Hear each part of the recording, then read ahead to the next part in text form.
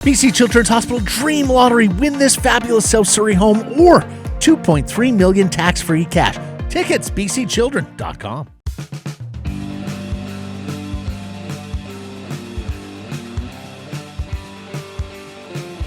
Our Monday and NHL Insider is John Shannon from the Bob McCown podcast, the former executive producer of Hockey Night in Canada. And he has ridden with us all summer, my friend, through August. Thank you for that, John. How are we doing today? Oh, hey, we're doing great. Okay, summer. Listen, this has been a spectacular summer. I mean, weather-wise, where I live, you can golf every day.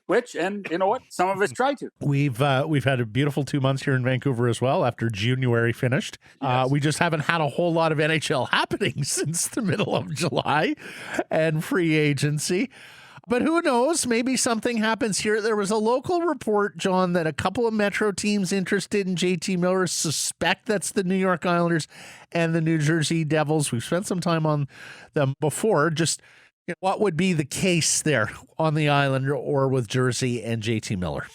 Well, I'm surprised. I think a lot of people are surprised that Lou Lamoriello has not done more to tweak his team this summer. And I don't think it was for lack of trying, but it is for being so darn cap tight. And, I truly believe that they were looking at Kadri, and Brad Treliving in Calgary was able to move money before Lou Lamoriello was able to move money.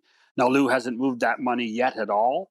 So you have to wonder about the Islanders for sure. As far as the Devils go, I mean, Tom Fitzgerald can be aggressive because I do think that he's still concerned about the size of his team. And Miller does address a bit of that. So from that perspective, trying to improve the Devils or the Islanders with JT Miller makes a ton of sense. And by the way, do not be surprised if we hear at some point, if JT Miller starts with the Canucks, JT Miller to the Rangers stories again too, because that's where he started. There's lots of people in the organization that covet him. So I wouldn't be surprised to see all three New York teams be involved in some sort of interest in JT Miller at some point. When we talk Devils, John, they've got Jack Hughes, Nico Hischier signed long term there, and then they spent a bunch of money on Andre Palat this offseason. Is Jesper Bratt the guy who would shake out another very good young forward, but like Hughes and Hischier, maybe a little small and maybe not exactly physical once you get to a playoff series? Yeah, you're probably right, Matt. I mean, to me, every time you talk about the Devils, you talk about their size. And Bratt, who they control for one more year, would probably make some sense because there are lots of teams that are now looking for short-term deals in order just to limp along until the cap grows. But I just don't know how anybody's going to do it right now without moving some bigger parts, because I don't think JT Miller for Jesper Bratt by himself works anything for the Vancouver Canucks. Although it does, let's face it, it does free up a lot of money. Yeah, Brad at 5.45 this year. He remains a restricted free agent with arb rights after this coming season. Hey, Dallas has two really good RFAs who have not signed in Jason Robertson and the goaltender Jake Ottinger. What's going on in Dallas, where I know their BC owner here has not necessarily greenlit the hockey people in terms of the big long-term extensions? Term is something I've heard they're looking to avoid down in Dallas, but Jason Robertson, a fine player. Jake Ottinger took over the goaltending there. What's going to happen in Dallas? Well, and listen, Tom Gillardy has right to be concerned about term. Dare I say Tyler Seguin or Jamie Benn, who they have overpaid and gave them too many years in the first place. And the results have not been there. Good players, but not great players right now. And for many reasons. Tyler Seguin has probably been the most injured player this side of Sean Monahan the NHL has seen in a long time. Jamie has disappointed on so many levels for the last 2 or 3 years, as Dallas has been able to get to a certain level in that Central Division and not move on. So in the end, I mean, they have nowhere to go. This is just a case of, I think, in the end, nailing. Are they going to agree to some level of a bridge deal? Whether it's a 2 or 3 year bridge deal or take their chances on a single year and then hope the cap opens up next year. And I think that's true for both sides, both the player and the team. Yeah. Seguin, 5 more years, gents, at $9.85 million with a full no move. Victoria's Jamie Benn, 3 more years at $9.5 at 33 years old with a full no move. Speaking of underachieving superstars, John, Jack Eichel speaking with NHL.com about the way his debut with the Golden Knights went, which was, needless to say, a little bit underwhelming. Never mind the counting stats for himself. It didn't lead to enough Vegas wins is the biggest problem. What do you suspect? What's the chatter to expect out of Jack Eichel going forward? Because Pacific Division foe in Vegas acquiring what we used to consider one of the top handful of players in the sport. I mean, that would mean that's something to be reckoned with if you're the Vancouver Canucks. But is he that anymore, Jack Eichel? I think that's a really good question. Let's face it, the stories in Vegas are many. When you think about what's going on and the issues that Kelly McCrimmon and George McPhee have with their club, where's the goal scoring going to come from? I suspect. I mean, can you imagine Phil Kessel playing on Jack Eichel's wing? And I say this respectfully, who's going to whine more? You know what I mean? And listen, I don't think we saw the full Eichel anyway last year. When you think of that surgery that he went with the artificial disc, I don't think we saw the full Eichel. I think in losing the amount of time that he did, it probably took him 30 to 40 games to get back to a point where he was in good stead. And by then the Golden Knights were so darn banged up and weren't really a factor. So I think we're going to see a better Eichel this year. But, you have to have a winger on one side, or whether it's Marchessault or whether it is Kessel, or if Mark Stone's 100% to be able to shoot the puck.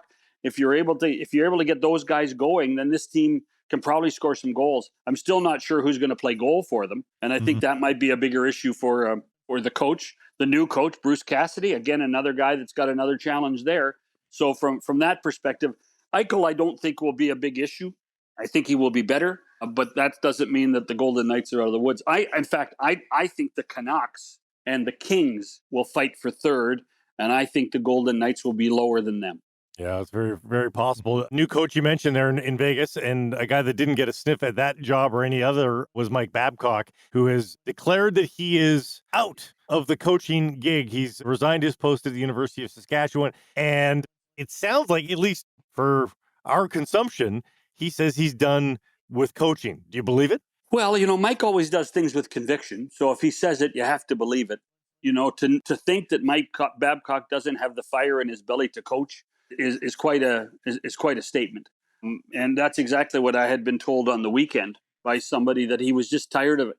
And I think, it's not as if we're going to have have to have a GoFundMe page for him. But at the same time, if a guy like Mike Babcock doesn't have the fire in the belly, then you have to appreciate and respect what he says. Do you think he saw the writing on the wall that he wasn't going to get any big offers here from the NHL, that he had been sort of blocked out of the NHL? I don't think he's been blocked out. No, I don't think that. In certain scenarios, I think teams did knock on the door, but he's still making money. He's making $6 million a year from the Maple Leafs still. So, you're going to have to, and so you have to pay either all or a portion of that in order to have him. And then when that contract expires, I think next year, you have to pay the full ticket. So, and I think what we're seeing a little bit right now, guys, is a little readjustment in coaches' salaries. Mike was the first one to get that big ticket number. And in the last few years, a few of the other guys got a bit of, got the $5 million deals and the $4.5 million deals. Well, a lot of those guys are out of work. The Alain Vigneault is out of work. So I think that we've seen a lowering of coaching prices again in the NHL. And I think that might reflect, too, on why Mike doesn't want to coach. So you had the Pride will be there in a couple of weeks for the Young Stars tournament. You had Penticton, British Columbia's Brad Treliving, general manager of the Calgary Flames, on Friday. What did you learn from Brad?